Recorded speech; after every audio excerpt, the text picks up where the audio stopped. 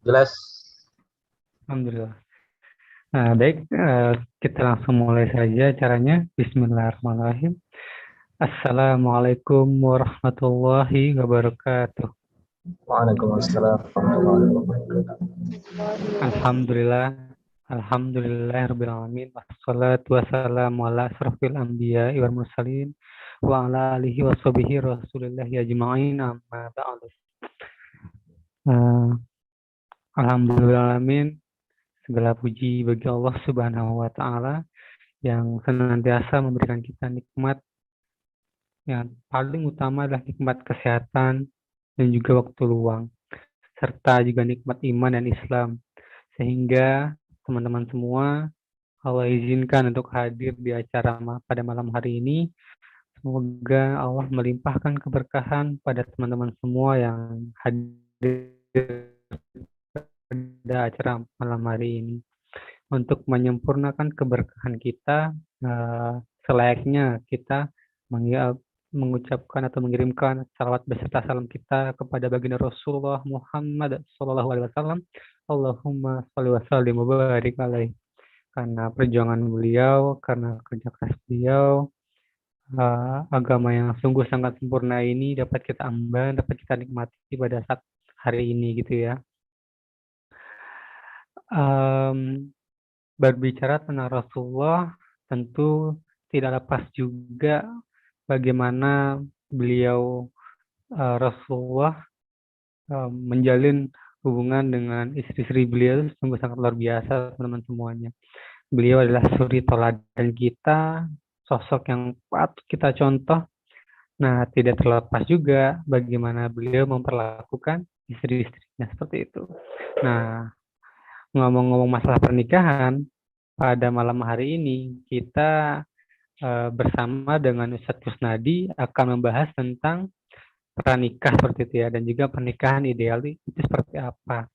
Yang pasti kan kalau pernikahan ideal itu ya seperti halnya Rasulullah dan para istri-istrinya, itu yang paling ideal sekali. Nah, namun eh, kita juga akan membahas lebih dalam lagi nih, bagaimana eh, pernikahan ideal itu yang mungkin apa namanya itu yang match lah ya, dengan yang match dengan kehidupan kita pada saat ini. Oleh karena itu, teman-teman semuanya diharapkan untuk apa namanya, untuk fokus, terutama juga kepada yang jomblo-jomblo nih, yang jomblo-jomblo tetap fokus kepada acara pada malam hari ini. Untuk kajiannya juga diserap ilmunya, dan kalau katanya Imam Syafi'i itu kan ikatlah ilmu dengan cara dicatat. Jadi jangan lupa untuk membawa pulpen beserta bukunya, ditulis teman-teman semuanya, biar apa, biar nggak lupa seperti itu. Nah, oleh karena itu, untuk tidak, oh ya, sekali lagi saya ingatkan untuk teman-teman semuanya yang melihat acara ini di YouTube, jangan lupa untuk like, subscribe, dan juga share ya teman-teman semuanya, agar kebaikan-kebaikan yang ada dalam acara ini bisa tersebar luas ke seluruh dunia, kita harapkan seperti itu. Baiklah, tidak memperpanjang waktu lagi, kita langsung saja mendengarkan nama itu kajian yang sungguh luar biasa tentang pernikahan, tentang pernikahan dan juga pernikahan ideal dari Ustadz Kusnadi. Kepada Ustadz Kusnadi, waktu dan tempat kami persilakan. Tafadhol masykur Ustadz. Bismillahirrahmanirrahim. Assalamualaikum warahmatullahi wabarakatuh. Alhamdulillah, hamdan katsiran tayyiban mubarakan fihi kama yuhibbu rabbuna wa yarda. Asyhadu an la ilaha illallah wahdahu la syarika lah wa asyhadu anna Muhammadan abduhu wa rasuluh. Allahumma salli wa sallim ala sayyidina wa habibina wa syafi'ina wa qudwatina Muhammad al-Mukhtar وعلى آله الأطهر وأصحابه الأخيار اللهم إنا نسألك علما نافعا ورزقا طيبا وعملا متقبلا ونعوذ بك من علم لا ينفع وعمل لا يرفع ودعاء لا يسمع. Alhamdulillah, ikhwah sekalian yang dirahmati Allah Subhanahu wa taala, malam hari ini kita bisa berkumpul di dalam majelis ini. Kita berharap Allah Subhanahu wa taala melimpahkan kebaikan, keberkahan dan rahmatnya di dalam majelis kita.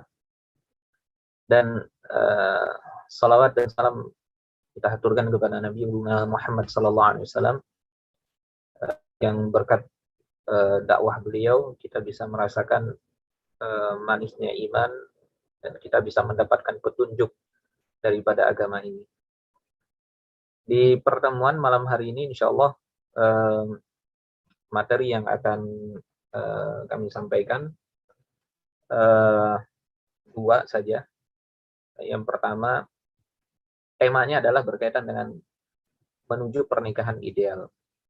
Yang pertama, kami nanti akan menyampaikan muqaddimah, ya, muqaddimah di hal-hal yang kemudian perlu dipersiapkan menuju pernikahan. Yang kedua adalah berkaitan dengan secara khusus kita akan bicara tentang kehidupan suami istri. Lebih spesifik lagi adalah pergaulan antara suami dan istri yang itu berkaitan juga dengan hak dan kewajiban daripada suami istri. Baik, saya coba share materinya.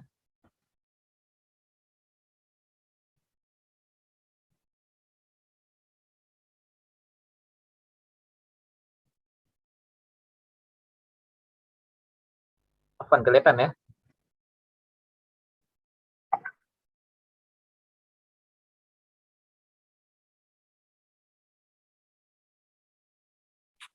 Sudah Ustaz, sudah terlihat. Baik. Baik, yang pertama ini sebagai muqaddimah beberapa hal yang perlu kita persiapkan sebelum menikah atau sebelum menjalani kehidupan rumah tangga. Yang pertama adalah sebagai seorang muslim kita harus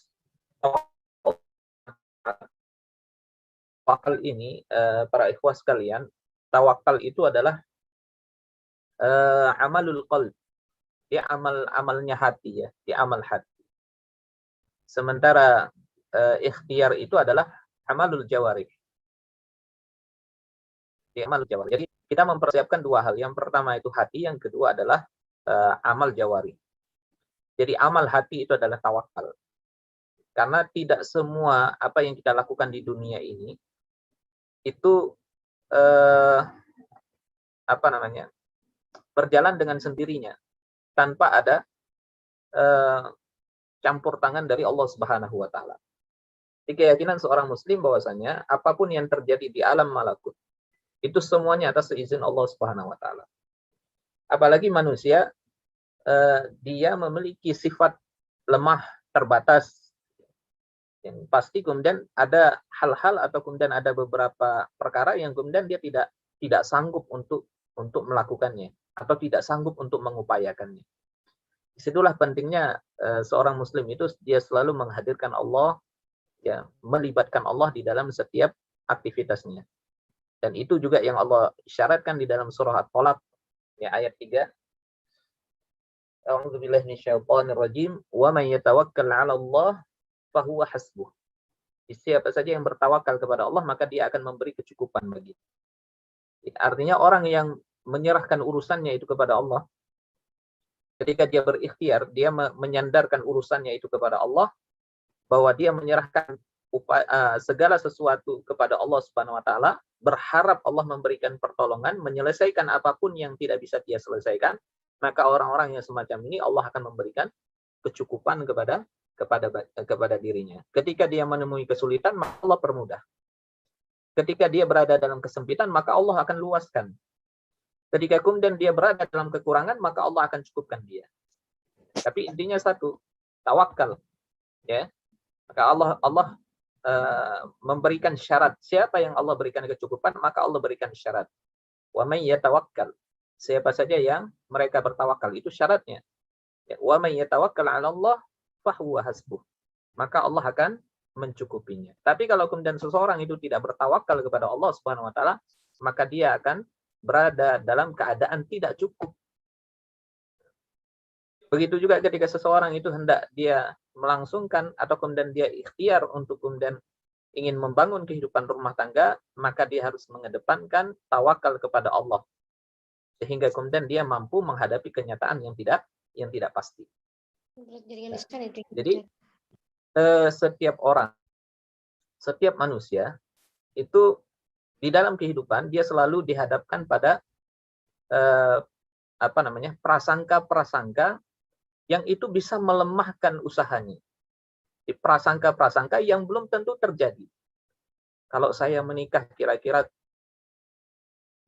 cukup atau tidak ya bekal yang saya punya. Kalau saya membangun kehidupan rumah tangga, saya bisa mencukupi nafkah istri dan anak atau tidak. Ketika saya menjadi qawwam di dalam rumah tangga, apakah kemudian saya mampu untuk kemudian membimbing istri, membimbing anak. Nah, ketika kemudian seseorang itu dia merasa takut atau khawatir terhadap kenyataan atau terhadap sesuatu yang belum pasti terjadi, ya, maka kemudian dia akan mundur, ya. Dia tidak akan berazam untuk kemudian melakukan amal soleh itu. Dia akan mundur. Kenapa? Karena merasa tidak mampu. Ya, merasa tidak mampu itu juga berdasarkan prasangka terhadap sesuatu yang belum tentu terjadi. Ya, memang tidak ada yang tahu ya bagaimana masa depan kita, bagaimana kemudian hari-hari yang kemudian akan kita hadapi nanti. Tetapi orang-orang yang kemudian menyandarkan urusannya kepada Allah, maka Allah akan memberikan dia ketenangan di dalam hatinya. Setiap orang yang kemudian mereka bertawakal kepada Allah, maka mereka akan merasa tenang. Segala sesuatu yang belum tentu terjadi, maka mereka serahkan kepada Allah Subhanahu wa taala.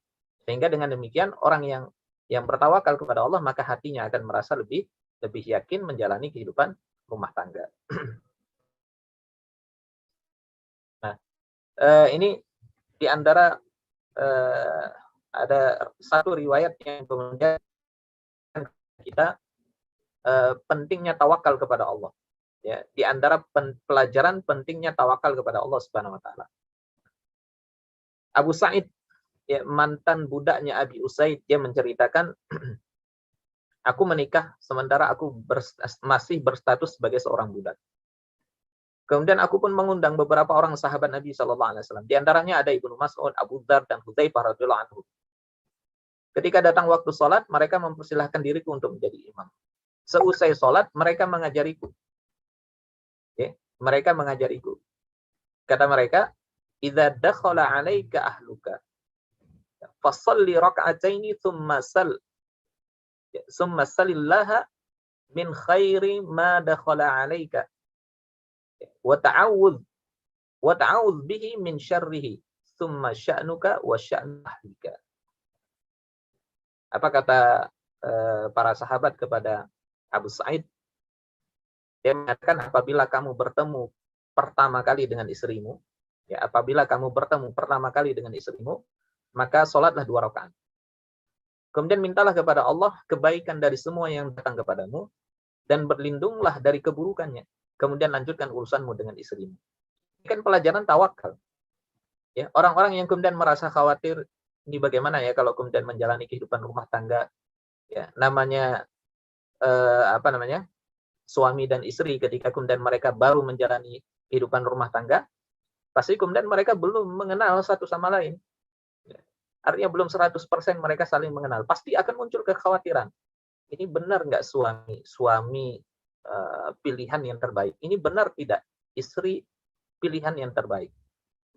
Maka sahabat Nabi mengajarkan kepada kita, urusan-urusan yang kemudian kita tidak tahu pasti bagaimana kenyataannya, maka mintalah kepada Allah. Minta pertolongan, ya, minta kebaikan dari keluarga kita, maksudnya dari istri atau dari suami, kemudian minta perlindungan kepada Allah kalau kemudian mereka ada keburukan. Dalam riwayat yang lain,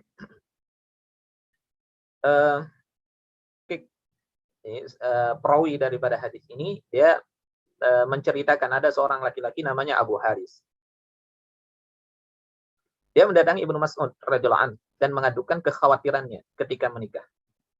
Dia mengatakan, aku menikahi seorang gadis yang masih sangat muda dan aku khawatir dia tidak suka padaku. Kemudian Ibnu Mas'ud radhiyallahu anhu itu memberikan nasihat. Innal ilf minallahi wal barik minasyaitan. Yuridu an yukriha ilaikum ma halallahu lakum fa idza atatka fa amruha an tusalli wara'aka raka'ataini. Fa amarka an tusalli wara'aka raka'ataini. Wa qul Allahumma barik li fi ahli wa barik lahum fiyya. Allahumma jma' bainana ma jama'ta bi khairin wa farriq bainana idza farraqta ila khairin. Apa kata Ibnu Mas'ud? Ya, sesungguhnya rasa cinta itu datang dari Allah. Dan kebencian itu datangnya dari syaitan. Ini harus diingat ya oleh para ikhwah sekalian, bahwasanya rasa cinta yang hadir di dalam hati suami ataupun istri itu datangnya dari Allah Subhanahu wa taala. Ya. Jadi sesuatu yang tidak layak terucap dari mulut seorang muslim ketika dia mengatakan bagaimana seseorang itu bisa mencintai seorang wanita atau sebaliknya kalau mereka tidak pernah pacaran. Misalnya. Bagaimana membangun rasa cinta itu? Apakah kemudian mereka akan menikah tanpa rasa cinta? Ingat ya bahwa rasa cinta itu datang dari Allah Subhanahu wa taala. Seseorang yang kemudian mereka meskipun belum mengenal pasangannya atau calon pasangannya 100%, ya, asalkan kemudian mereka menjalani proses menuju pernikahan dengan jalan yang halal, kemudian mereka menjalani kehidupan rumah tangga itu juga berdasarkan syariat Allah Subhanahu wa taala, maka Allah yang akan hadirkan rasa cinta itu kepada masing-masing pasangan. Dan kebencian itu datangnya dari syaitan. Karena di antara syaitan itu ada yang tugasnya mereka merusak kehidupan rumah tangga. Di dalam riwayat Imam Muslim disebutkan bahwasanya ya, iblis itu dia membangun kerajaannya di atas air. Dia memanggil para bala tentaranya dari kalangan syaitan. Kemudian dia bertanya satu-satu kepada mereka, ya, apa yang mereka lakukan? Ya, apa upaya mereka untuk menggelincir Adam? Ya. Kemudian salah satu syaitan itu dia menyampaikan, wahai iblis, aku sudah melakukan ini. Kemudian yang lain juga melapor, aku sudah melakukan ini dan itu. Kemudian yang satu lagi datang, dia sampaikan kepada iblis, hari ini aku telah berhasil memisahkan seorang suami dengan istrinya. Kemudian iblis meletakkan mahkota di atas kepala syaitan yang kemudian berhasil memisahkan suami dan istri. Jadi ada syaitan yang memang tugasnya merusak kehidupan suami dan istri. Di antara upaya-upaya mereka adalah menanamkan kebencian terhadap pasangannya. Nah, ini hati-hati. Makanya kemudian urusan cinta dan benci itu kita serahkan kepada Allah. Kita meminta agar Allah kemudian tanamkan rasa cinta itu di dalam diri kita. Dan kita berlindung kepada Allah agar kemudian Allah menjauhkan kebencian di dalam diri kita.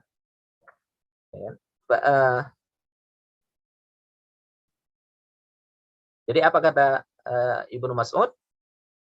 Ya, yuridu an yukriha ilaikum ma ahallallahu lakum fa idza atatka fa amaroha an tusalli wara'aka raka'atain. Jadi syaitan itu menginginkan untuk menanamkan kebencian terhadap apa yang telah Allah halalkan. Ya, kebencian terhadap apa yang Allah halalkan. Di kebencian kepada suami, kebencian kepada istri. Jika engkau bersama dengan istrimu, perintahkan dia sholat 2 rakaat di belakangmu. Waqul, kemudian bacalah ya, doa, ya Allah berkahilah istriku untukku dan berkahilah diriku untuk istriku. Ya Allah kumpulkanlah kami selama kumpul itu dalam kebaikan dan pisahkanlah kami jika perpisahan itu kebaikan. Ini doa yang kemudian kita amalkan ya, terutama oleh pasangan suami istri ketika kemudian mereka memulai kehidupan rumah tangga. Yang sudah lama membina kehidupan rumah tangga, ya, apakah kemudian juga harus membaca ini? Iya. Ya, mereka dawamkan. Ya, kita mendawamkan doa-doa semacam ini agar kemudian Allah berikan keberkahan di dalam kehidupan rumah tangga kita. Kemudian yang kedua, sekalian rahmat Allah, niat menjaga kehormatan. Ini sudah pernah kita sampaikan ya di pekan lalu. Bahwasanya kita menikah itu niat yang kita bangun itu adalah untuk menjaga kehormatan. Ya, hadis ini sudah pernah kita sampaikan bahwasanya ada 3 orang yang kemudian Allah akan berikan pertolongan kepada mereka. Yang pertama adalah al-mujahidu fisabilillah, ya, para mujahid, orang-orang yang berjihad di jalan Allah. Wal mukatab alladzi yuridul ada. Kemudian budak mukatab, ya, yang dia melakukan transaksi dengan majikannya, dengan tuannya untuk menebus dirinya. Ya, kemudian wan nakihu alladzi yuridul afaf. Yang ketiga adalah orang yang hendak menikah yang dia ingin menjaga kehormatannya. Itu ditolong oleh Allah Subhanahu wa taala. Makanya nggak perlu kita khawatir. Ya, nggak perlu khawatir masalah harta, tidak perlu khawatir masalah kehidupan rumah tangga apakah tidak. Yang penting kalau kita sudah menyiapkan bekal, segala sesuatu sudah kita siapkan. Bekal harta, kemampuan, kemudian ilmu, ya insya Allah pasti kemudian Allah akan menolong kita. Sekarang ini banyak di antara saudara-saudara kita yang di antara yang mereka khawatirkan adalah ketika mereka mau melangsungkan pernikahan itu adalah biaya pernikahan. Ya, biaya pernikahan. Ini yang selalu menjadi halangan. Ya, menjadi halangan. Jangan sampai kemudian persoalan biaya itu menghalangi kita untuk menempuh jalan yang halal. Ingat ya, syaitan itu setiap kali kita berupaya untuk kemudian menempuh yang halal, maka mereka akan menghalangi kita. Salah satu jalan yang mereka lakukan itu adalah dimunculkan rasa khawatir terhadap besarnya biaya. Ya, mungkin di beberapa daerah di Indonesia ini ya ada tradisi di mana kemudian orang kalau mengadakan walimatul urs, ya, mengadakan pesta pernikahan itu bisa biayanya itu sampai puluhan juta, bahkan sampai ratusan juta. Ratusan juta. Nah, ini kan jadi halangan tersendiri. Bahkan kemudian ada calon mertua yang kemudian mensyaratkan demikian. Ya. Ini sama saja dengan menghalangi anaknya untuk menikah. Kemudian menyiapkan ilmu. Menyiapkan ilmu. Kenapa? Di antara pentingnya ilmu sebelum itu, ini apa yang disyaratkan oleh Nabi SAW untuk memilih muslimah yang murabbiyah. Ya, Nabi SAW mengisyaratkan kepada kita untuk memilih muslimah yang murabbiyah, pendidik. Bisa berlaku sebaliknya ya. Seorang muslimah mencari seorang suami yang murabbi, yang dia punya jiwa pendidik. Nah ini sebagaimana yang disebutkan oleh Nabi SAW di dalam riwayat Imam Bukhari dan Muslim. Nabi SAW mengatakan,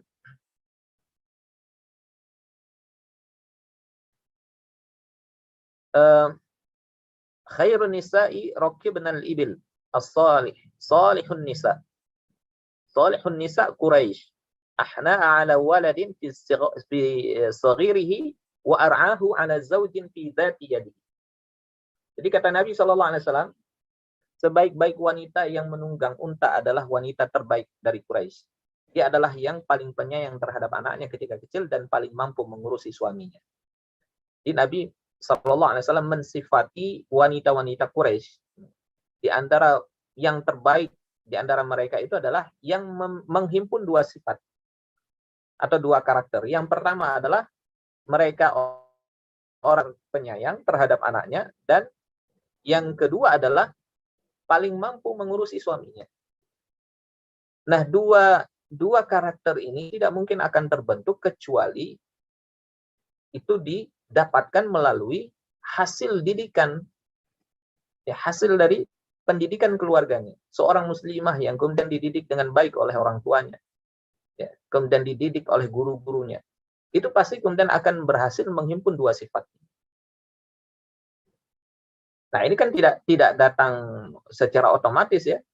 Di orang yang kemudian punya sifat paling penyayang terhadap anaknya dan paling bisa mengurusi suaminya, itu tidak datang begitu saja. Itu pasti kemudian datang dari hasil pendidikan. Nah, itulah sebabnya kenapa kemudian ilmu itu penting. Ya, ilmu itu penting. Menikah itu bukan hanya sekedar menikah, yang penting kemudian suami punya kerjaan, ya, istri yang penting sudah balik, ya, kemudian mereka menikah. Tidak cukup dengan itu. Kita butuh ilmu. Kapan mempersiapkan ilmunya? Imam Ahmad rahimahullah berkata, "Masyabbahtu syabab illa bisyai'in kana fi kummi fasaqata."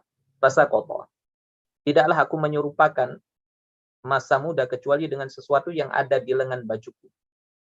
Kemudian dia jatuh. Ya. Maknanya apa?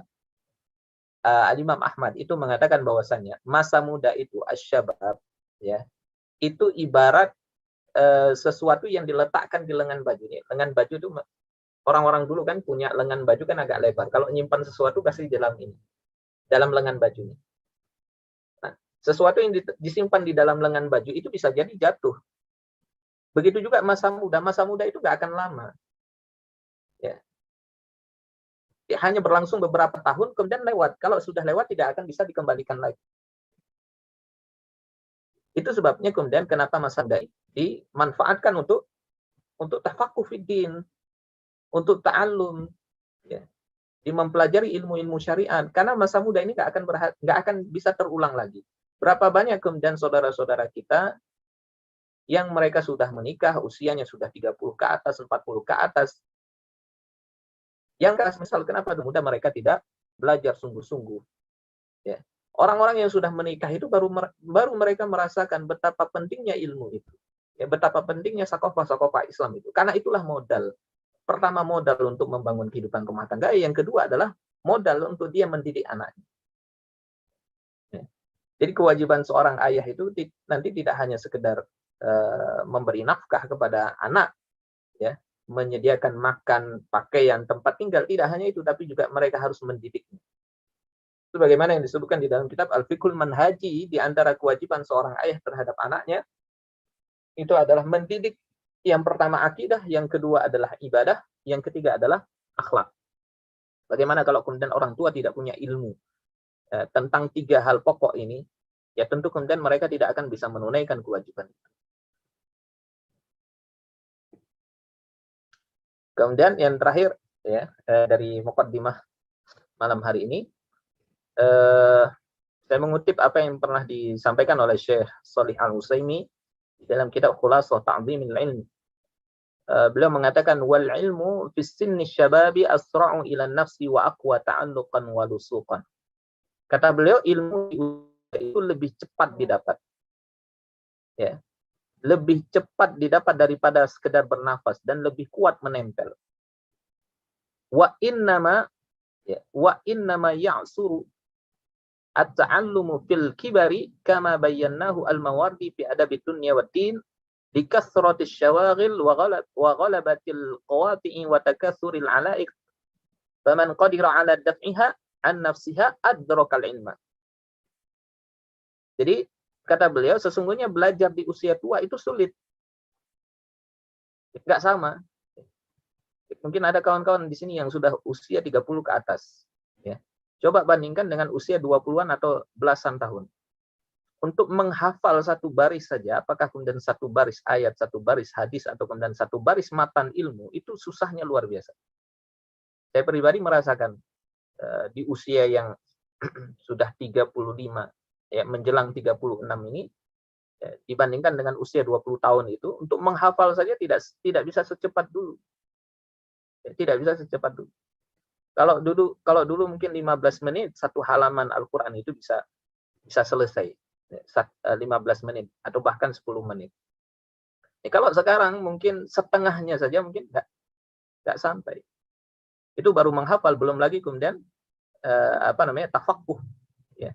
Tafaqquh, dia mempelajari kemudian melibatkan nalar, ya. Ketika kita belajar sesuatu kemudian melibatkan nalar, memahami satu kalimat, satu kata, itu lebih sulit ketimbang kita ketika di usia muda.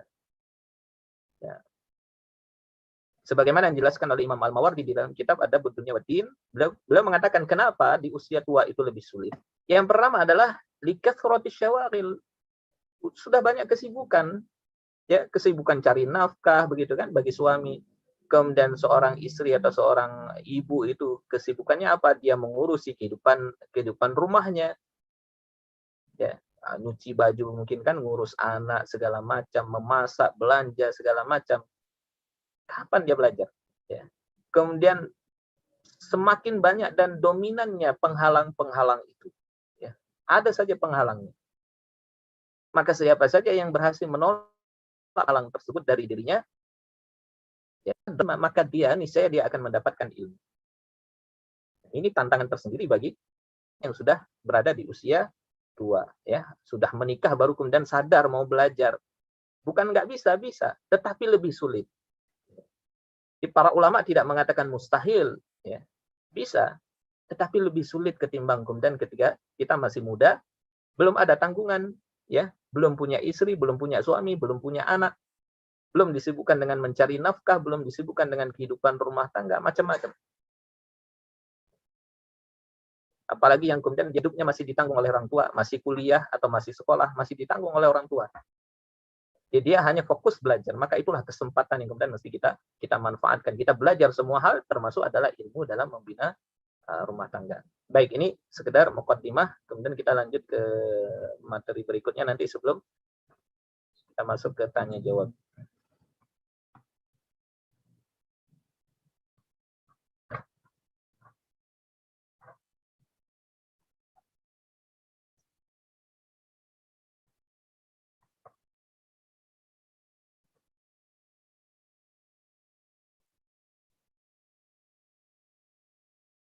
Baik, kelihatan ya?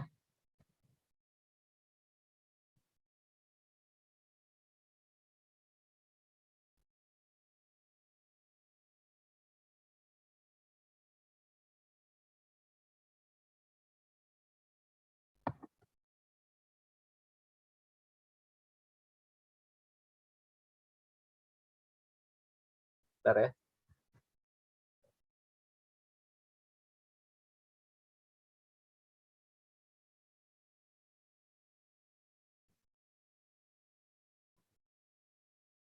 Baik, ini dia. Nah, di materi yang kedua ini kita bicara tentang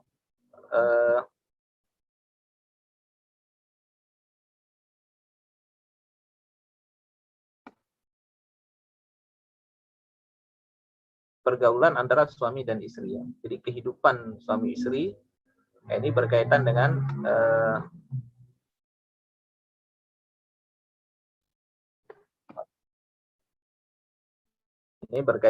kehidupan atau pergaulan suami dan istri.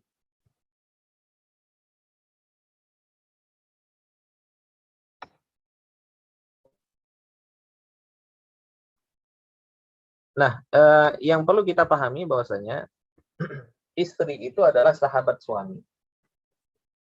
Dia bukan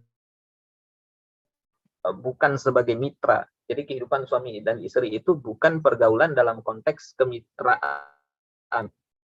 Bukan dalam konteks kemitraan. Tetapi dia lebih kepada sahabat. Makanya kehidupan suami istri itu adalah kehidupan di antara suami dan istri. Nah, di dalam kehidupan persahabatan, berarti yang kita cari itu adalah ketenangan dari sahabat. Namanya kehidupan antara dua orang sahabat ya. Ya, dia akan merasa nyaman ya dengan sahabatnya. Begitu juga sahabatnya akan merasa nyaman dengan dirinya. Karena yang dicari dari kehidupan persahabatan itu ya, atau hubungan persahabatan itu adalah ketentraman ya, kemudian kecondongan jiwa kepada sahabat dan seterusnya. Jadi kehidupan suami istri itu adalah kehidupan yang semacam itu. Sebagaimana yang Allah sebutkan di dalam surah Al-A'raf ayat 189, "Walladzi khalaqakum min nafsin wahidah wa ja'ala minha zawjaha liyaskuna ilaiha." Ialah yakni Allah yang menciptakan kalian dari satu jiwa. Lalu dari jiwa itu dia menciptakan istrinya agar dia merasa tentram kepadanya. Liyaskuna ilaiha. Kenapa kemudian Allah menciptakan pasangan? Ya. Karena agar kita mendapatkan as-sakan tadi, ketenangan itu. Ini sebagaimana Allah sebutkan di dalam surah yang lain, di dalam surah Ar-Rum ayat 21, "Wa min ayatihi an khalaqalakum min anfusikum azwajan litaskunu ilaiha wa ja'ala bainakum mawaddatan wa rahmah." Di antara tanda-tanda kekuasaannya adalah dia menciptakan untuk kalian istri-istri dari diri kalian sendiri, yang maksudnya dari jenis kita sendiri, ya, supaya kalian merasa tentram kepada mereka, serta menciptakan di antara kalian rasa kasih dan sayang. Syekh Taqiyuddin An-Nabhani di dalam kitab Nizamul Ijtimai beliau mengatakan as-sakanu. Jadi lafaz as-sakanu itu maknanya adalah al-itmi'nan.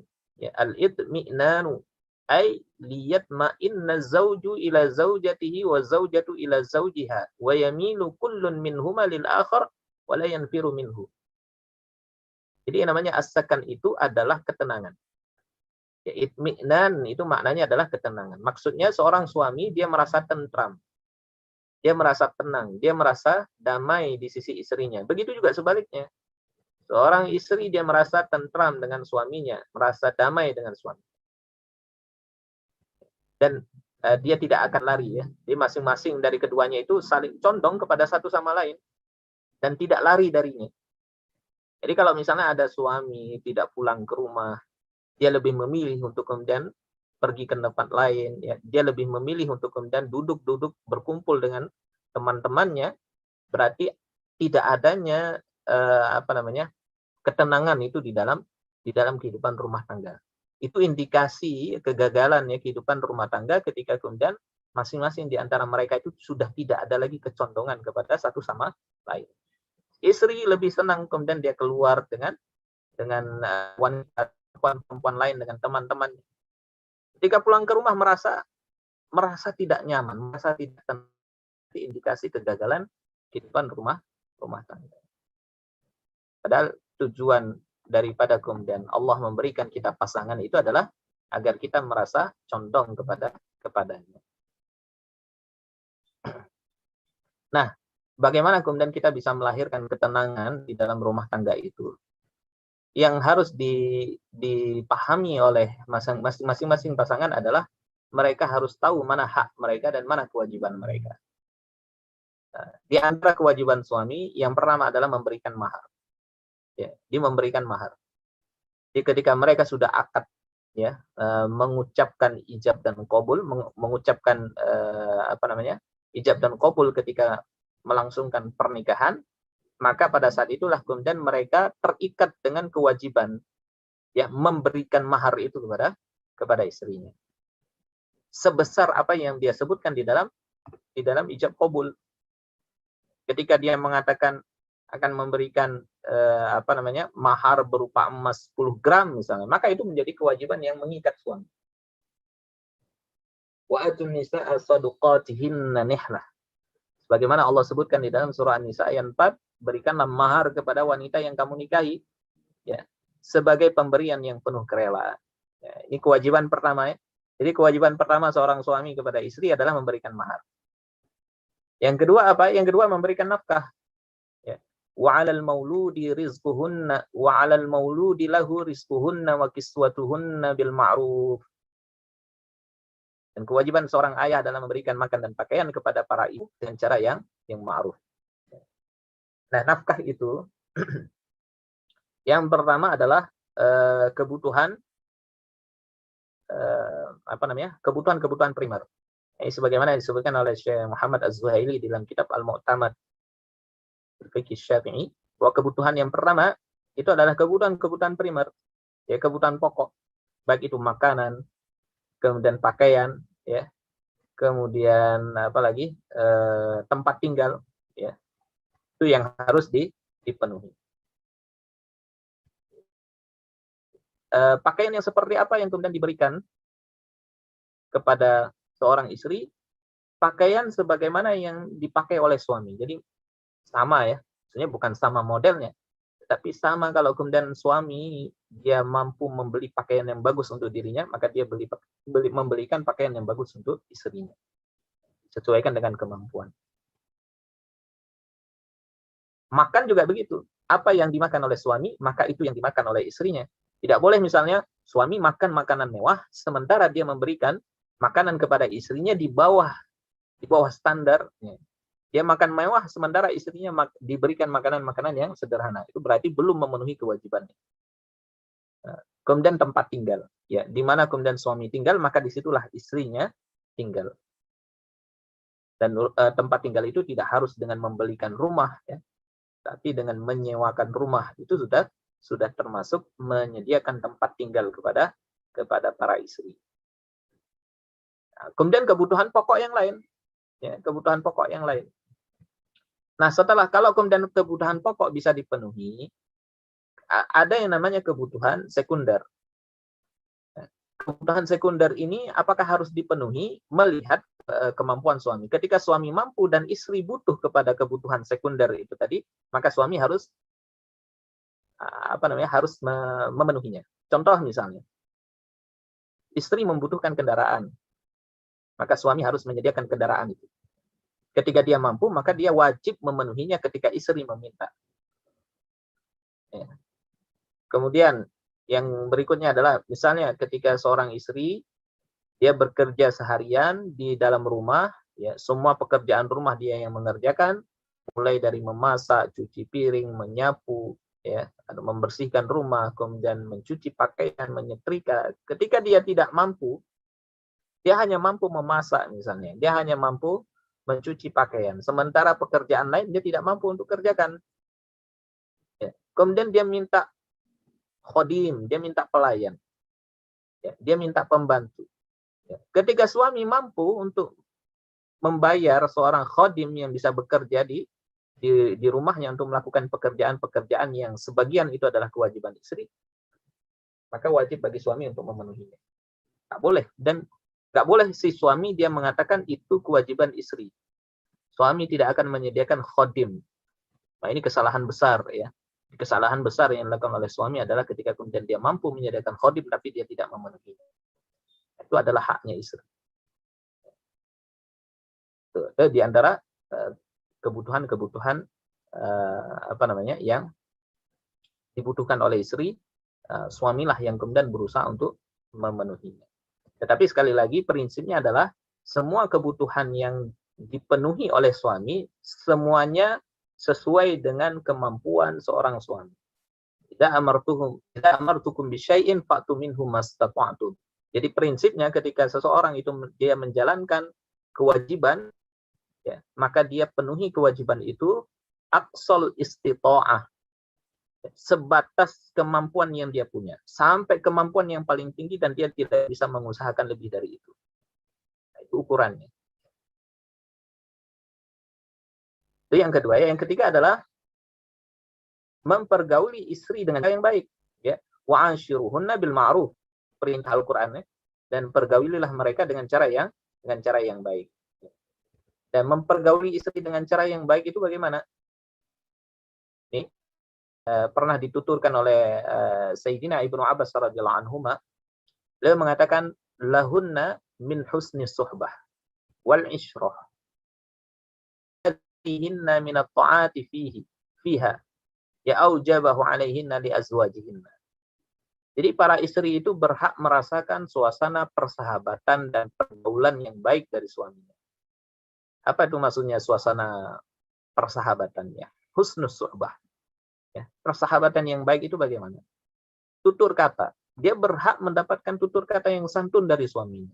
Jadi suami tidak boleh kemudian dia kalau bicara dengan istri kemudian dengan cara membentak, ya, kata-katanya kasar, sering memaki, sering menyakiti hati istrinya. Atau bahkan melakukan KDRT misalnya kan, memukul tanpa alasan, ya, tanpa sebab yang dibenarkan secara syar'i. Dia mukul tanpa alasan, setiap kali emosi dia pukul. Atau kemudian kekerasan yang sifatnya verbal, ya, memaki, merendahkan istri, ya, dan seterusnya. Nah, itu bukan husnul syuhbah. Itu bukan pergaulan yang baik. Nah, setiap suami yang kemudian mereka melakukan perlakuan yang buruk terhadap istri, berarti mereka mengabaikan satu kewajiban di antara kewajiban-kewajiban yang syariat bebankan kepada mereka. Ya. Nabi SAW pernah mengatakan khairukum li ahli. Wa ana khairukum li ahli. Orang yang paling baik di antara kalian adalah yang paling baik perlakuannya terhadap keluarganya. Sesungguhnya aku, kata Nabi SAW, adalah orang yang paling baik di antara kalian terhadap keluargaku. Jadi ukuran baiknya seseorang itu adalah ketika dia baik kepada keluarganya. Kita mau mengukur kebaikan seseorang itu, jangan hanya lihat bagaimana muamalah dia dengan manusia yang lain, dengan tetangganya, dengan rekan kerjanya. Itu nggak cukup. Kita mau menilai kebaikan seseorang itu, kita tidak hanya mengukur dari muamalah dia dengan rekan kerjanya. tetapi lihat bagaimana perlakuan dia terhadap keluarganya. Ada orang-orang yang kemudian dengan rekan kerja dia baik, ya santun, ya ramah, ringan tangan, dermawan, tetapi ketika dia pulang ke rumah, ketika dia memperlakukan istrinya, ya ternyata dia termasuk orang yang kemudian tidak mampu menjaga tutur katanya, ya kemudian tidak mau dia mengeluarkan hartanya untuk keluarganya, atau kemudian dia batasi. Nah ini tentu kemudian bukan orang yang terbaik, ya, di antara keluarganya. Nabi SAW itu beliau kalau pernah ketika mendatangi Sayyidah Aisyah.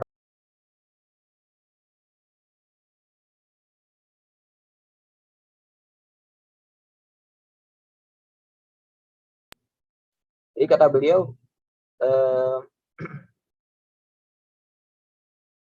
hal indaki syai'. Ketika suatu pagi beliau datang kepada Sayyidah Aisyah, beliau bertanya, apakah engkau punya sesuatu? Beliau bertanya itu, beliau sebenarnya ingin sarapan, ya. Tapi beliau bertanya ada sesuatu, maksudnya ada sesuatu yang bisa dimakan. Ketika Sayyidah Aisyah mengatakan, la ya Rasulullah, tidak ada yang bisa dimakan. Ya.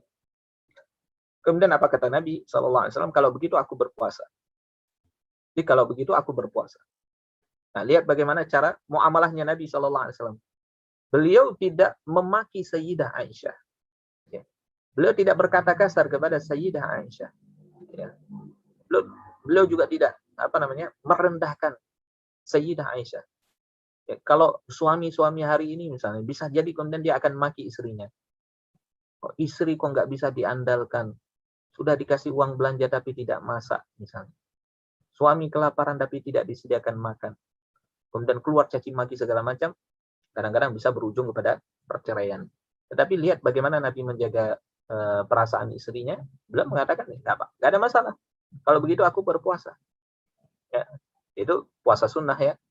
Nah, puasa sunnah itu boleh niatnya di pagi hari asalkan kemudian sejak subuh belum makan dan minum apa-apa. Dan beliau berpuasa. Nah, suatu ketika kemudian beliau datang lagi kepada Sayyidah Aisyah. Ketika itu kemudian beliau, Sayyidah Aisyah, menyampaikan kepada Nabi, ya Rasulullah, kita diberikan his. Ya, his. His itu makanan kurma yang dicampur dengan tepung gandum ya. Itu makanan kesukaan Nabi SAW. Makanan kesukaan Nabi. Kita diberikan hais ini, sengaja aku simpan untukmu. Kemudian Nabi SAW menerima, kemudian memakannya. Kemudian beliau sampaikan kepada Sayyidah Aisyah, sebenarnya aku sejak tadi pagi berpuasa. Tetapi karena beliau ingin menyenangkan hati istrinya, maka beliau makan. Beliau membatalkan puasanya dan makan apa yang dihidangkan oleh istrinya. Tentu ini puasa sunnah ya, kalau puasa wajib tidak boleh dibatalkan. Ini puasa sunnah. Kenapa? Idkhalus surur, menyenangkan hati istri, ya, itu termasuk kewajiban di para suami. Dan itu termasuk bagian dari itu tadi, pergaulan atau mempergauli istri dengan cara yang baik. Khiyarukum linisaihim. Dalam riwayat yang lain Nabi mengatakan orang yang paling baik di antara kalian adalah yang paling baik terhadap istri-istrinya. Nah, kewajiban istri, apa kewajiban istri? Di antaranya adalah pertama, mereka harus mereka itu sebagai qawwam, sebagaimana Allah sebutkan di dalam Al-Qur'an, ar-rijalu qawwamuna 'alan nisa. Para lelaki itu adalah pemimpin, penanggung jawab para wanita atau istri-istri mereka. Apa yang dimaksud dengan qawwam? Qawwam itu kata Syekh Mustafa Dib Al-Bugha di dalam kitab Al-Fiqhul Manhaji, qawwam itu maknanya qawamah ya. Qawamah, kepemimpinan itu maknanya adalah hak untuk ditaati. Jadi hak suami itu adalah hak untuk ditaati. Berarti kewajiban istri menaati suami. Walahunna mithlul ladzi 'alaihinna bil ma'ruf wal lirijali 'alaihinna darajah. Kaum wanita itu punya hak yang seimbang dengan kewajibannya menurut cara yang ma'ruf. Ya, mereka punya hak, punya kewajiban. Ada kewajiban, ada hak, itu seimbang. Kan tetapi kata Allah Subhanahu wa taala bahwasanya ar-rijal, ya, para lelaki itu sederajat lebih tinggi di atas mereka. Nah, sederajat lebih tinggi itu karena mereka punya qawwamah itu. Ya, Allah memberikan qawwamah itu yang membuat mereka sederajat lebih tinggi daripada wanita. Tapi berkaitan dengan hak dan kewajiban yang lain itu sama, tidak ada bedanya. Yang berbeda antara suami dan istri hanya pada qawwamah. Suami diberikan tanggung jawab sehingga kemudian mereka punya satu hak, yaitu hak untuk ditaati. Tadi ini kewajiban seorang istri menaati suaminya. Ya. Jadi tidak boleh seorang perempuan itu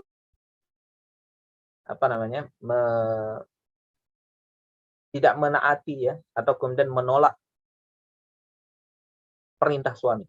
Itu termasuk di antara dosa-dosa para wanita, yaitu ketika mereka tidak menaati suami-suami. Nah, ini di antara hadis yang kemudian diriwayatkan oleh para sahabat. Nabi Shallallahu Alaihi Wasallam bersabda, "Idza batat al-mar'atu hajirata firashi zawjiha, la'anatha al-malaikatu hatta tarji'a." Jika seorang istri menolak ajakan suaminya untuk menuju ke tempat tidur, niscaya para malaikat akan melaknatnya sampai ia kembali. Maksudnya sampai dia meminta keridhaan suami. Ini di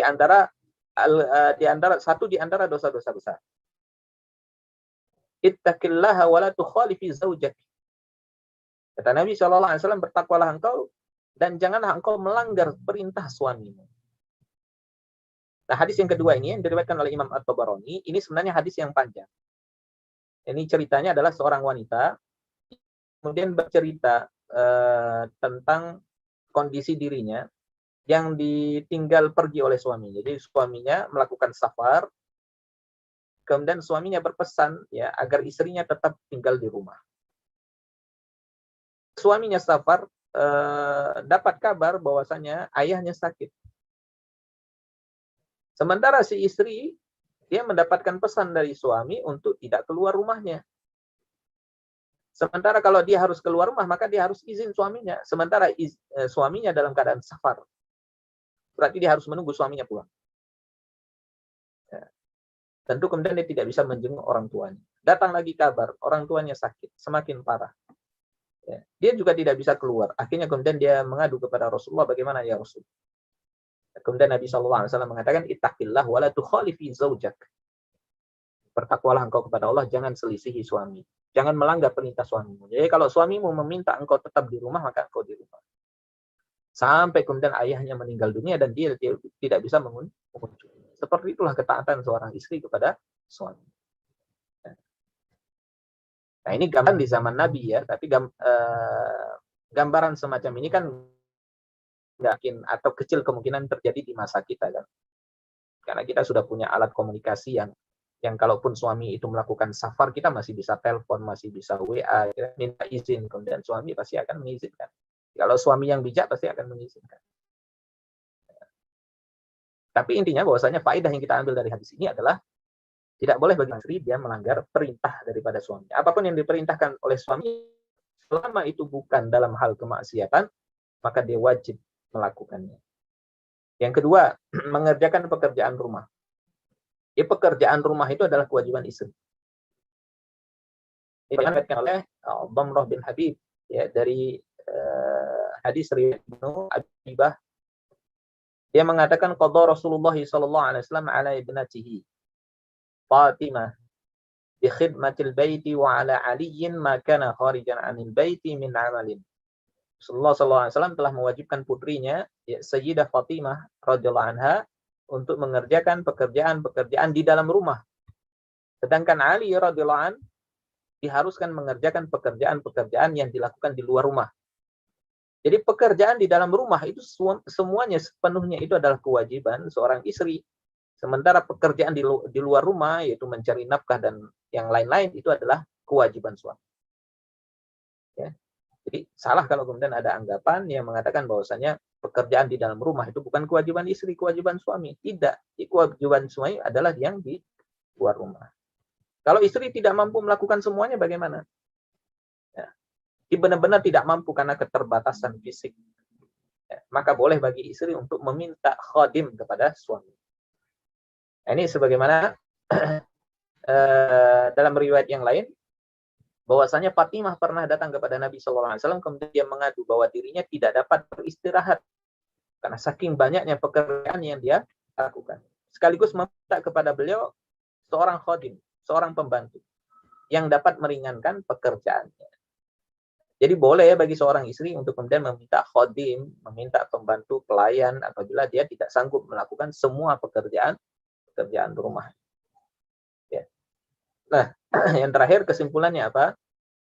Bahwasanya kehidupan suami istri yang tenang, tentram, dan penuh dengan suasana kedamaian itu hanya akan terwujud apabila kedua pasangan melaksanakan kewajiban masing-masing untuk memenuhi hak pasangannya. Suami hendaknya memperlakukan istrinya dengan cara yang ma'ruf, dan sebaliknya seorang istri pun memperlakukan suaminya dengan cara yang ma'ruf. Kalau ini ditunaikan, maka niscaya kemudian keluarga muslim itu mereka akan mendapatkan ketenangan, ketentraman, dan suasana kehidupan rumah tangga seperti inilah yang kita inginkan.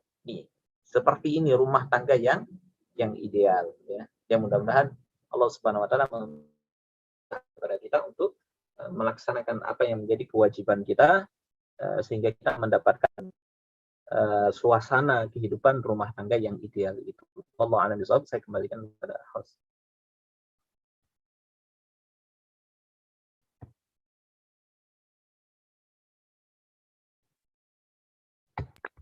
Alhamdulillah, amin. Terima kasih kepada Ustadz Kusnadi atas pemaparan materinya, pemaparan materi yang sungguh luar biasa sekali.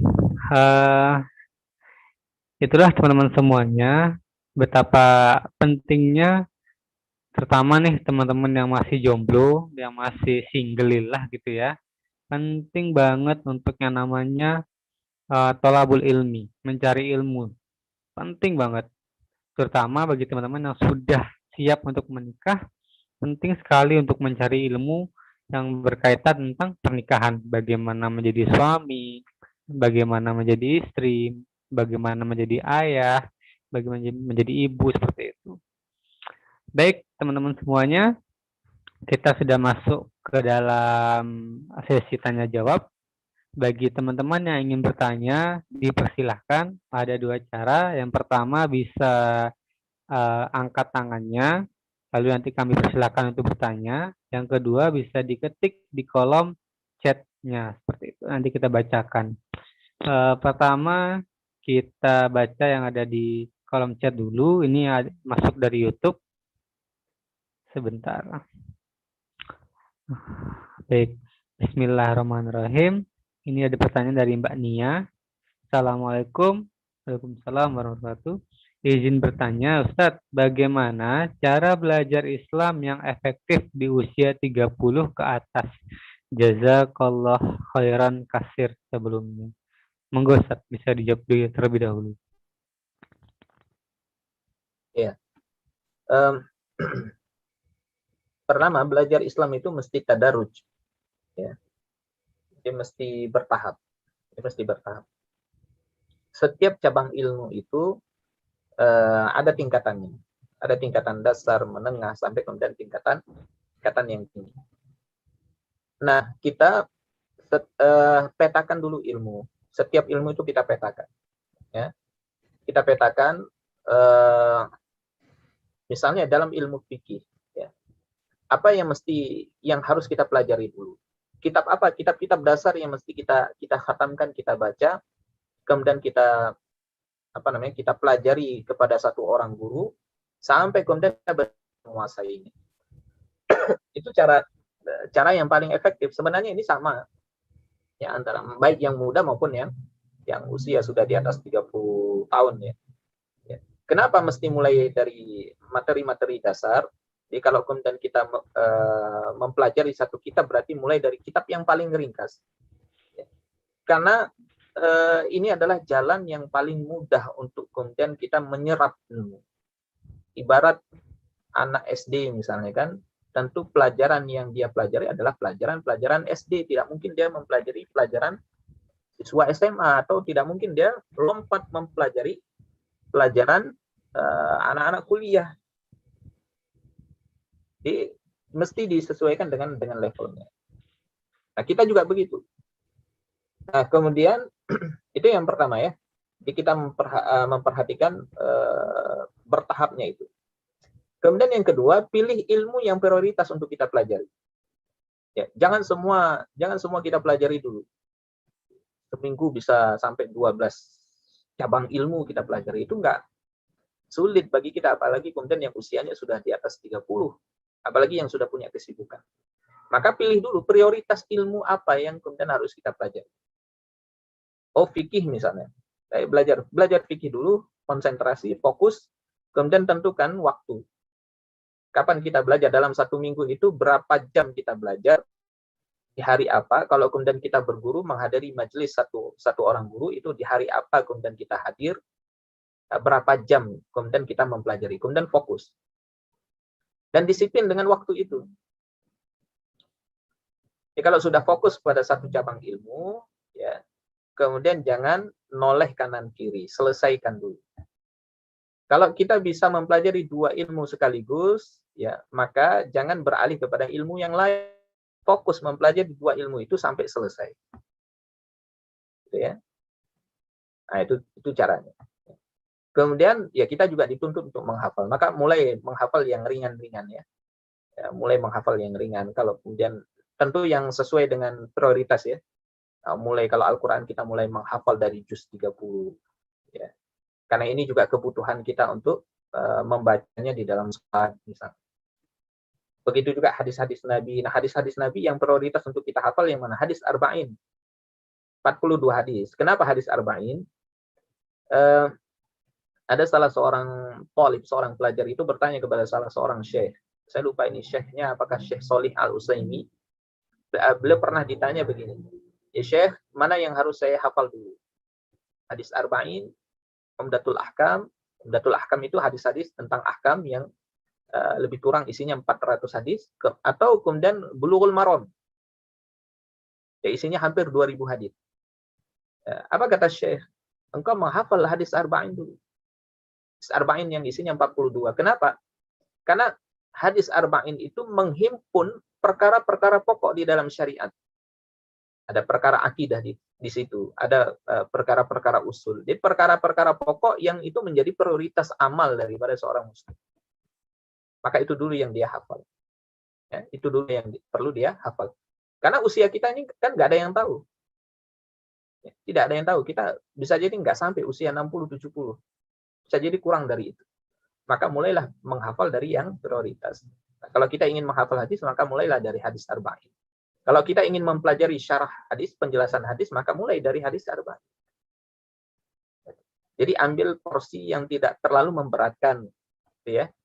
Mulai dengan cara tadarruj, jadi bertahap, mulai dari tahap yang paling dasar, kemudian pilih yang paling prioritas, kemudian ambil porsi yang sedikit, yang tidak memberatkan. Yang tidak memberatkan. Nah, saya rasa begitu, ya, berkaitan dengan bagaimana mempelajari sakofah Islam atau kemudian ilmu-ilmu syar'i ini, terutama di usia kita yang sudah di atas 30 atau di atas 40 tahun. Baik, kira itu ya. Nah. Jazakallahu khairan. Syukran, Ustaz. Baik, ini ada pertanyaan selanjutnya. Kita persilahkan kepada Mbak Astri atau Mbak Tunisia untuk membuka mikrofonnya dan silakan bertanya langsung kepada Ustaz. Baik, Assalamualaikum warahmatullahi wabarakatuh. Waalaikumsalam warahmatullahi wabarakatuh. Izin bertanya Ustaz, apa persiapan wanita yang masih umur 21 tahun jika ada seorang laki-laki yang siap melamar, dan di sisi itu dua-duanya mahasiswa dan mahasiswi perantauan? Baiklah, cukup sekian pertanyaan saya. Assalamualaikum warahmatullahi wabarakatuh. Waalaikumsalam warahmatullahi wabarakatuh. Apakah pertanyaan jelas, Ustaz? Ya. Nah, baik. silakan. Nah, berkaitan dengan pertama ya, mahasiswa atau mahasiswi atau masih dalam masa studi ya, yang sudah punya niat untuk melangsungkan pernikahan. Sebenarnya melangsungkan pernikahan ini kan bukan persoalan usia ya. Asalkan usia di mana kemudian kita sudah siap menikah, ya silahkan menikah. Ya, intinya adalah kesiapan. Apapun status kita, mau kita masih sekolah, pelajar, masih mahasiswa, ya, asalkan kemudian kita sudah siap untuk melangsungkan atau menjalani, membangun kehidupan rumah tangga, silakan. Dan kata Nabi SAW, "Falyatazawwaj." Siapa saja di antara mereka yang sudah mampu, punya bekal, ya untuk menikah, ya falyatazawwaj, maka hendaklah dia menikah. Ya. Itu yang pertama ya. Yang kedua, minta restu daripada orang tua. Ini penting, ya, terutama bagi para pelajar atau para mahasiswa. Ya. Karena kita belajar, apalagi yang mahasiswa, itu amanah orang tua. Ya. Mereka merantau dari kampung mereka, ya. Mereka belajar ya di negeri orang atau di kota yang berbeda misalnya. Itu kan amanah orang tua. Nah, ketika amanah orang tua tentu kemudian harus diselesaikan. Ya, orang tua menginginkan anaknya itu lulus, selesai daripada studinya. Nah, kemudian sampaikan kepada orang tua, ya, apakah kemudian mereka mengizinkan, ya, untuk menikah, ataukah mereka ridho? Apakah mereka ridho jika kemudian anaknya itu menikah, tapi tetap dengan komitmen bahwa dia akan menyelesaikan studinya. Nah, ketika kemudian orang tua itu ridho, ya, maka silahkan menikah. Tapi ketika kemudian orang tua itu meminta selesaikan dulu kuliahnya, maka kita selesaikan dulu kuliah. Jadi orang tua itu bukan berarti ketika dia meminta kita untuk menyelesaikan studi misalnya kan, itu bukan berarti mereka menghalang-halangi pernikahan kita. Nah, kita itu kan ingin membahagiakan orang tua ya. Ketika kemudian orang tua itu sudah ridho, ya, maka di situ ada keberkahan. Kalau kemudian orang tua belum ridho, bagaimana? Sementara kita sudah ingin menikah meskipun masih menjalani studi. Ya silakan kemudian kita cari cara bagaimana kemudian orang tua memberi keridhoannya, kasih pandangan, yakinkan orang tua, ya kan, bahwa kita itu mampu. Tunjukkan, dia bukan hanya sekedar kata-kata ya, tapi tunjukkan dengan sikap, dengan perbuatan bahwa kita adalah orang yang sudah mampu dan siap. Orang tua itu dia nggak hanya memegang kata-kata ya. Orang tua itu sulit memegang kata-kata anaknya. Yang mereka lihat adalah perbuatan, sikap. Ya. Bagaimana kehidupan anaknya, dia mampu atau tidak. Ketika orang tua sudah percaya, ya, maka mereka akan memberikan kesempatan kepada anaknya untuk kemudian menikah. Jadi minta keridhaan kepada orang tua. Yang berikutnya, yang ketiga, menikah ketika kemudian masih berstatus sebagai seorang pelajar atau kemudian mahasiswa ya, tentu akan mengganggu proses belajarnya. Ya, proses belajarnya itu pasti akan terganggu. Kenapa? Karena kemudian pikirannya akan bercabang. Pikirannya akan bercabang. Sebagian ulama, ya, termasuk Ibnu Jama'ah, kemudian Al-Khatib Al-Baghdadi, itu di dalam kitab mereka, terutama di dalam kitab Tazkiratus Sami, beliau mengatakan bahwasanya seorang pelajar, seorang thalib, hendaknya kemudian dia menyelesaikan studinya, ya, proses belajarnya sebelum dia menikah. Atau bahkan sebagian ulama mengatakan mereka tidak menyukai seorang thalib untuk menikah. Kenapa? Karena itu akan membuat jalannya terputus. Akan mengganggu proses belajar. Nah, ini tentu pandangan subjektif dari para ulama ya. Tentu ini bukan hukum syarak ya. Namanya menikah itu sebagaimana yang sudah kita sebutkan di pertemuan yang lalu, itu hukumnya sunnah, anjuran dari Nabi SAW. Ya, tetapi kemudian kita juga harus memperhatikan kondisi kita. Kalau kemudian kita memang ingin menyelesaikan proses studi kita, proses belajar kita ingin fokus belajar, maka belajar dulu. baru kemudian nanti menikah. Tetapi kalau kemudian kita bisa meyakinkan diri kita, bisa berusaha dengan menikah itu tidak akan mengganggu jalannya proses belajar kita, maka tidak ada masalah. Tetapi para ulama sudah mewanti-wanti kita ya, sudah mengingatkan kita agar menahan diri untuk sementara waktu kalau kemudian mereka memang ingin tafaqquh fiddin, atau mereka ingin mengambil ilmu sebanyak-banyaknya di usia muda. Maka mereka banyak di antara mereka yang kemudian menikah di usia yang tidak muda.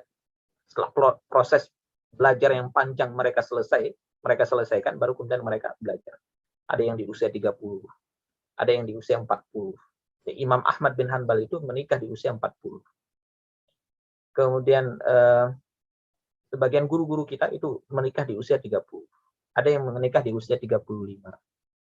Kenapa? Apakah kemudian mereka tidak ingin menjalani sunnah Nabi? Tidak. Tapi kemudian mereka ingin memanfaatkan waktu muda mereka untuk menggali ilmu sebanyak-banyaknya. Karena mereka tahu bahwasanya ketika kemudian mereka menikah, maka mereka sudah punya cukup bekal ilmu itu. Ya. Kata Sayyidina Umar bin Khattab radhiyallahu an, tafaqahu qabla an tusawwadu. Jadi tafakuhlah kalian, belajarlah kalian sebelum memimpin. Nah, memimpin itu ditafsirkan oleh para ulama termasuk adalah memimpin kehidupan rumah tangga. Ya. Tapi itu ya, kembali kepada pilihan kita masing-masing, dan kita yang paling tahu kondisi diri kita. Ya. Barangkali itu mungkin pandangan yang bisa saya berikan ya untuk pertanyaan kedua tadi. Silahkan mungkin kalau ada pertanyaan yang lain. Alhamdulillah, terima kasih untuk Ustaz Kusnadi. Jelas nggih Mbak untuk jawabannya. Ini kita lanjut ke pertanyaan selanjutnya. Ini dari Mbak Dirwan. Assalamualaikum Ustaz. Ini bertanya tentang mempergauli istri dengan cara yang baik. Nah, pertanyaannya adalah, misalnya, mana tadi ya, astagfirullah. Misalnya, kalau suami suka menyinggung, seperti istri tersebut lebih suka di luar, itu yang salah siapa, Ustaz? Suaminya atau istrinya? Padahal istrinya lagi tidak enak badan hingga tidak bisa melayani begitu. Tapi suami tidak mengerti. Nah, itu bagaimana? Ini kok tidak nyambung pertanyaannya pada pertama dengan yang kedua ini. Tapi mungkin antum lebih paham, Ustaz, bisa dijawab. Ya, dan kalau misalnya yang saya tangkap begini, bagaimana dengan istri yang kemudian tidak memenuhi apa yang menjadi hak suaminya, mungkin dengan alasan-alasan tertentu ya, seperti tadi kalau dicontohkan sedang tidak enak badan, seterusnya. Yang pertama begini, prinsipnya seorang istri ketika dia mampu memenuhi kebutuhan suami, ketika dia masih mampu, maka dia wajib untuk penuhi. Ya, karena itu perintah. Tadi kan kita sebutkan bahwasanya setiap perintah, kewajiban itu adalah aqsal istiqa'ah. Nah, tergantung perintahnya apa nih? Apa permintaan suami? Kalau kemudian masih memungkinkan bagi kita untuk menunaikannya, maka wajib ditunaikan. Nah, yang tahu itu kan kita sendiri kan? Ya, kita sendiri. Kalau misalnya dalam kondisi sakit misalnya, yang namanya orang sakit itu berarti dia dalam kondisi lemah. Berarti ada kewajiban-kewajiban yang nggak bisa dia tunaikan. Ya, kalau kemudian ada kewajiban yang nggak bisa dia tunaikan, karena faktor lemahnya fisik, maka dia dimaafkan. Ya. Sama seperti sholat misalnya. Orang sholat nggak sanggup berdiri, ya. Maka dia boleh duduk. Nggak sanggup dia duduk, maka boleh dia dengan cara berbaring. Ya, berbaring dengan sisi sebelah kanan, ya, menghadap kiblat. Nggak sanggup berbaring dengan sisi sebelah kanan, maka dia boleh tidur terlentang. Nah, begitu seterusnya. Begitu juga seorang istri.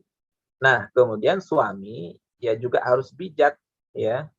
Ketika kemudian dia ingin dipenuhi haknya oleh istri, maka dia harus bijak. Nah, ini bagian dari wa'ashiruhunna bil ma'ruf. Jangan memerintah istri atau meminta istri terhadap sesuatu yang dia tidak sanggup untuk menunaikannya. Ya. Yang dia tidak sanggup untuk menunaikannya atau memberatkan istri. Nah, kalau kemudian si suami sering memberatkan istri dengan alasan ini kan perintah suami, berarti kemudian pada saat itu suami tidak menjalankan kewajiban dia, yaitu mempergauli istri dengan cara yang baik. Maka memang harus dua-duanya harus saling pengertian ya. Ya, harus saling pengertian. Ya, suami itu harus bijak terhadap istri, apa yang dia minta. Begitu juga istri ya. Dia harus berusaha semampu mungkin untuk kemudian menunaikan hak-hak daripada suaminya. Jadi jangan sampai kemudian perasaan-perasaan yang tidak enak, ya, perasaan-perasaan kesal itu menghalangi seorang istri untuk menunaikan hak suami. Ya, mungkin itu maksud daripada pertanyaan itu ya. Allah a'lam bishawab. Nah, Ustaz. Syukran. Jelas ya, Mbak, untuk jawabannya. Kita lanjut ke pertanyaan selanjutnya. Ini dari Mbak Linda Apriani. Silakan dibuka mikrofonnya dan langsung bertanya kepada Ustaz.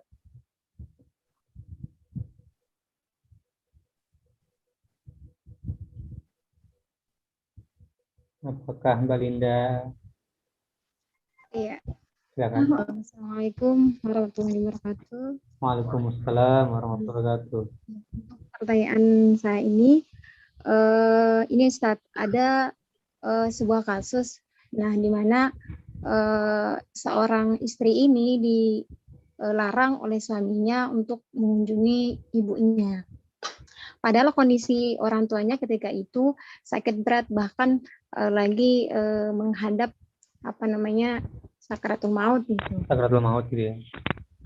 Sehingga keluarga dari pihak perempuan ini atau istri ini datang langsung kepada suaminya untuk meminta izin, karena ya kita tahulah gitu kan, ketika kondisi keluarga lagi sakit, apalagi mengalami hal seperti ini, tentu keluarga ini kan diminta ngumpul, apalagi seorang anak ketika dia jauh dari keluarga gitu kan, memintanya untuk datang ngumpul lah. Nah, tapi suami ini melarangnya. Nah, lalu bagaimana ketaatan seorang istri itu kepada suami dalam hal ini? Padahal kan sering kita dengar gitu, seorang suami yang baik itu kan nanti memberikan kebaikan juga kepada seorang atau keluarga dari pihak istri. Nah, bagaimana kita memahami hal ini atau Islam itu memandang hal ini, Ustaz? Mungkin itu saja. Assalamualaikum warahmatullahi wabarakatuh. Baik. Yang pertama dari sisi istri ya. Kalau kasusnya seperti ini, ketika suami belum memberikan izin, maka si istri tidak boleh memaksakan diri untuk mengunjungi keluarganya. Jadi dia tetap harus berada di dalam ketaatan kepada suaminya. Kalau suami belum memberikan izin, seperti apapun kondisi keluarganya, maka dia tidak boleh keluar. Istri tetap kemudian dia harus taat kepada suami. Itu yang pertama, itu perintah kepada istri. Dari sisi suami, kalau kasusnya demikian, berarti si suami dia meninggalkan kewajiban dia. Ya, dia tidak menunaikan hak istrinya. Apa hak istrinya? Husnus suhbah wal ish. Ya, dia tidak memenuhi hak daripada istrinya, yaitu hak untuk mendapatkan suasana persahabatan dan perlakuan yang baik. Coba kita bayangkan bagaimana perasaan istri yang kemudian tidak diizinkan oleh suaminya untuk menjenguk orang tuanya yang sedang sakit. Pasti kemudian dia akan sedih, ya kan? Khawatir. Ya. Mungkin bisa jadi ada perasaan kesal kepada suami. Itu berarti suami tidak memperlakukan istrinya dengan baik. Berarti dalam kondisi semacam itu, si suami dia berdosa karena tidak menunaikan hak daripada istri. Nah, tetapi si istri, ya, kalau dalam kondisi semacam ini, ya si istri bersabar. Ya, bersabar terhadap perlakuan daripada suaminya. Kalau dia mampu menasehati, maka nasehati suaminya. Bahwa apa yang dilakukan oleh suaminya ini bukan perlakuan yang baik, ya, sebagaimana yang Allah perintahkan wa'ashiruhunna bil ma'ruf, Ini adalah perintah syariat yang harus dijalankan oleh suami. Kalau si istri mampu memberikan nasihat, akan nasihati suami. Nah, seperti itu ya. Atau kemudian dia meminta orang lain, ya, meminta orang lain siapa saja yang barangkali dipercayai oleh suaminya untuk memberikan nasihat kepada suami. Nah, ini sebenarnya kondisi-kondisi semacam ini ketika si suami tidak bijak di dalam menunaikan hak-hak daripada istrinya. Nah, inilah yang menjadi bibit-bibit daripada konflik di dalam rumah tangga. Nah, ini kan yang menyebabkan tidak adanya ketentraman, ketenangan ya tadi ya. Tidak adanya rahmat, kasih sayang di antara suami dan istri. Itu ya, Allah alam. Jelas nggih Mbak Linda untuk jawabannya. Insyaallah, jazakallah Ustaz, sudah jelas. Alhamdulillah. Baik Ustaz, ini ada pertanyaan terakhir insyaallah Ustaz. Terakhir dari Mbak Rahma. Assalamualaikum. Waalaikumsalam warahmatullahi wabarakatuh. Ustaz izin bertanya, ada seorang perempuan yang sudah balik, dia punya pekerjaan yang mapan, tapi belum terbersih di kepalanya untuk menikah sebab masih mau berkarir. Nah, bagaimana dalam pandangan Islam atas kasus di atas? Ini banyak banget ini Ustaz di kalangan kaum feminis terutama ya. Monggo untuk jawabannya Ustaz. Ya. Pertama ya, posisi kemuliaan seorang perempuan ya adalah ketika kemudian dia mampu menjadi istri yang solihah dan ibu yang terbaik bagi anak-anaknya. Sesungguhnya karir seorang wanita itu ketika kemudian dia mampu menjalankan posisi dia, fungsi dia sebagai ibu. Karena ilmu yang dia punya itu mestinya harus dia manfaatkan, atau potensi yang dia punya itu harus dia manfaatkan untuk melahirkan kader-kader generasi Islam yang tangguh tadi, yang memiliki syakhsiyah Islamiyah. Dan disitulah surga itu. Disitulah surganya. Kalau kemudian kita ingin melakukan amal yang bisa mengan kepada surga, ya, maka kita hanya bisa dapatkan itu di dalam keluarga. Bagi seorang istri ya, di dalam keluarga. Kenapa? Di dalam ketaatan seorang istri kepada suami, bagaimana kemudian dia sabar dalam mendidik anaknya, maka itu akan menjadi jalan mereka menuju surga. Sementara dia bekerja itu ketika kemudian dia bekerja itu motivasinya adalah motivasi duniawi. Nah, justru ini jauh lebih rendah daripada ketika kemudian dia memutuskan untuk berkeluarga, motivasinya adalah motivasi akhirat. Orang bekerja berkarir, ya kebanyakan apalagi kaum feminis itu apa motivasinya? Motivasinya pasti duniawi. Kedudukan, kehormatan, begitu kan? Kemudian apalagi penghargaan dari masyarakat. Kan begitu. Itu semuanya sifatnya duniawi. Apalagi harta, begitu kan? Dia mengejar harta dan seterusnya. Itu semuanya duniawi. Dan apa-apa yang ada di dalam dunia ini, kata Nabi SAW, mal'unun. Ya, ad-dunya mal'unah. Dunia ini adalah terlaknat, kata Nabi SAW. Wa mal'unun ma fiha, dan terlaknat semua apa yang ada di dalamnya. Illa, kecuali kata Nabi, zikrullah. Kecuali itu zikrullah. Kemudian apa lagi? Hal-hal yang kemudian wal alim wal muta'allim. Al-alim wal muta'allim. Kecuali orang-orang yang berilmu atau kemudian orang yang mempelajari ilmu. Ini sesuatu yang ada di dunia ini kalau kemudian kita kejar, sesuatu yang sifatnya duniawi itu tidak ada nilainya di hadapan Allah Subhanahu wa taala. Justru kemudian kemuliaan perempuan itu akan dia dapatkan ketika kemudian dia berumah tangga. Tidak melarang untuk bekerja, tidak melarang wanita untuk bekerja. Tidak melarang wanita untuk mempelajari ilmu. Ya, mereka kuliah misalnya kan sampai S2, S3. Tidak ada larangan di dalam Islam. Karena menuntut ilmu itu ada ilmu yang fardu ain, ada yang fardu kifayah, bahkan ada yang sunnah. Silahkan mereka mengejar keutamaan itu. Tetapi kalau kemudian niat daripada berkarir itu semata-mata ingin mendapatkan kehormatan, pujian, hal-hal yang sifatnya duniawi, maka kita harus mengetahui bahwa itu adalah motivasi yang paling rendah. Jauh kalau kemudian dibandingkan dengan ketika seseorang itu dia ingin ingin membangun kehidupan rumah tangga, ingin menjadi seorang ibu yang bisa melahirkan generasi-generasi penerus, maka itu adalah kemuliaan yang paling tinggi bagi seorang wanita. Ya. Nah, itu. Jadi harapannya bagi orang-orang yang kemudian mereka diberikan karunia oleh Allah, baik itu harta, diberikan karunia ilmu, maka mestinya karunia yang mereka dapatkan itu semuanya mereka persembahkan untuk amal, ya, terutama amal-amal yang amal untuk akhiratnya. Yang mereka persembahkan untuk agama. Jadi itu ya, barangkali mungkin jawaban untuk pertanyaan terakhir. Nah, Ustaz, alhamdulillahirrahmanirrahim, kita telah sampai di penghujung acara. Kami minta Ustadz Kusnadi untuk memberikan closing statement-nya untuk kita semua. Monggo, Ustadz. Ya, ikhwah sekalian yang dirahmati Allah Subhanahu wa taala. Yang pertama ingin kami sampaikan bahwasanya menikah itu bukan soal siapa yang paling cepat, tapi siapa yang paling siap. Dan kesiapan itu diukur dari pertama kesiapan dari segi ilmu, kemudian kemampuan untuk menafkahi diri dan orang lain. Yang ketiga adalah mental, sikap, gitu ya. Nah, itu yang mesti kita siapkan. Kemudian yang kedua, pernikahan itu adalah satu-satunya jalan yang Allah halalkan bagi dua orang yang mereka ingin hidup bersama atau dua orang yang saling mencintai.